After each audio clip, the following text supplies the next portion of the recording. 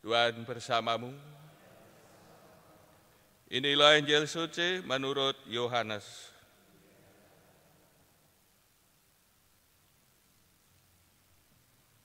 Setelah Yesus yang bangkit berkata kepada Petrus, "Ikutlah aku."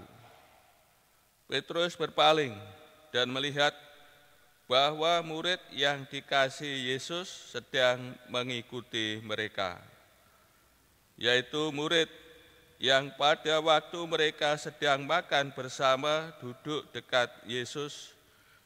Dia inilah yang berkata, "Tuhan, siapakah dia yang akan menyerahkan Engkau?"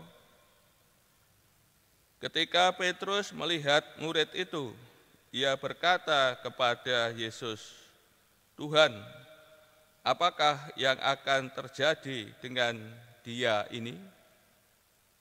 Jawab Yesus, "Jikalau aku menghendaki supaya ia tetap hidup sampai aku datang, itu bukan urusanmu.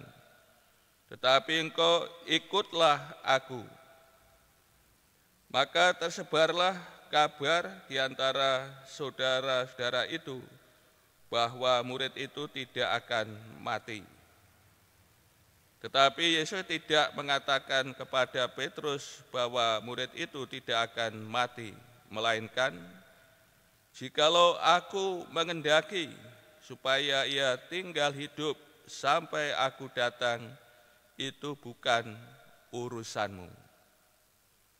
Dialah murid yang memberi kesaksian tentang semuanya ini dan yang telah menuliskannya.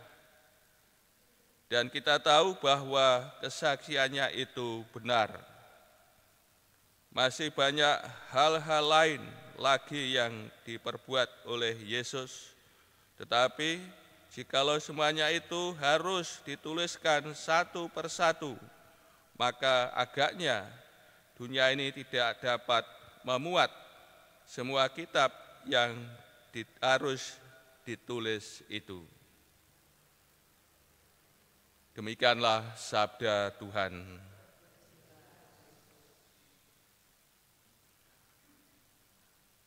Saudara-saudari yang terkasih,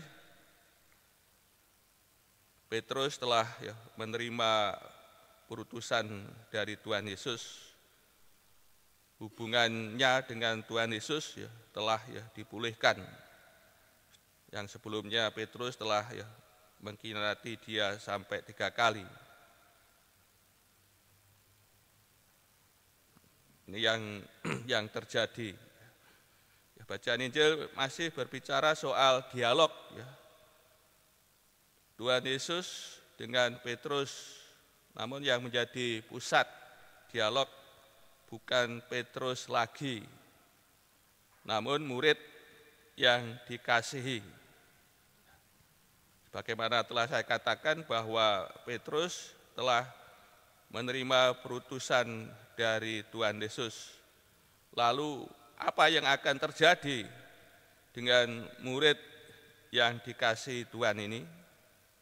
Dan inilah yang ditanyakan Petrus kepada Tuhan Yesus.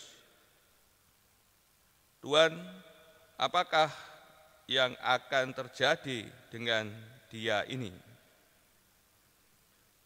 Dan Tuhan Yesus tidak memberi jawaban atas pertanyaan Petrus, namun Tuhan Yesus mengingatkan kembali terhadap Petrus, yaitu soal undangannya untuk mengikuti dia. Tuhan mengingatkan kembali, mengulang kembali terhadap sabdanya terhadap Petrus. Kiranya Petrus tidak perlu mengurusi nasib orang lain, tidak perlu masuk spekulasi terhadap masa depan orang lain.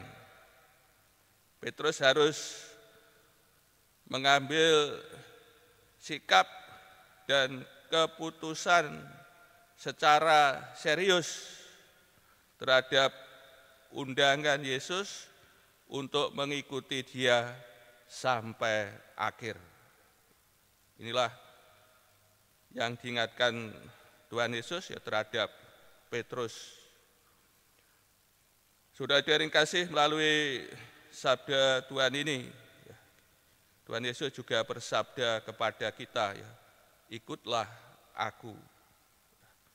Maka melalui sabda Tuhan ini, kita pun juga diajak ya, untuk fokus mengikuti Tuhan, ya, tidak perhatian kita ya kemana-mana, ya, tersebar kemana-mana, sehingga kita tidak fokus dalam mengikuti Tuhan Yesus, dalam menjawab sabdanya, senantiasa ya melakukan firman-Nya ya dalam hidup kita.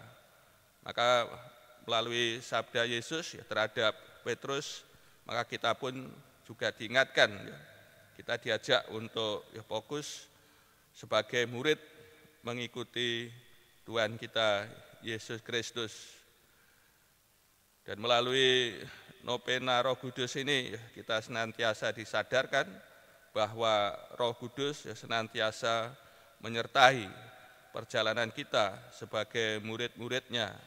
Roh Kudus membimbing, menuntun, mengarahkan kita ya dalam perjuangan kita untuk mengikuti Tuhan Yesus.